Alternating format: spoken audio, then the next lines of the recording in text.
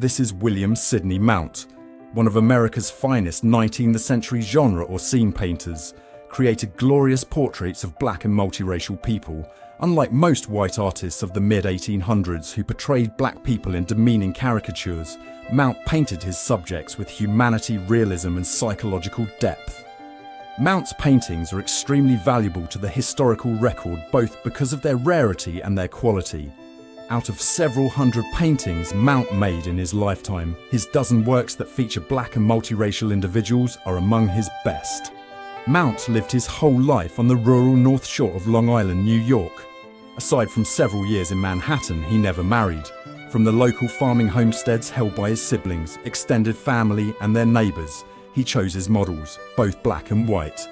He was also a fiddler, and he liked to illustrate country folk, both black and white, making music. And due to New York's partial Manumission Acts beginning in 1799 and the state's abolition of slavery in 1827, all Mount's black models were free. Wealthy white urban East Coast businessmen such as Henry Brevoort Jr., Edward L. Carey, Gouverneur Kemble, and Luman Reed purchased Mount's rural scenes of the 1830s and 1840s.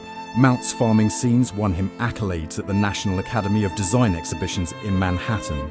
Racial diversity added to the marketability of such paintings, but with one caveat, that black and white individuals be segregated within the illustration. As art historian Elizabeth Johns points out, white American buyers were not interested in artwork that challenged the existing segregated and hierarchical social order. In the 1850s, Mount created 3 large portraits of black and multiracial musicians for an entirely different clientele, European buyers of lithographic prints. Mount's New York agent for the Paris-based international art dealership, Goupil, Vibert & Co., commissioned paintings that put black people front and center in the composition.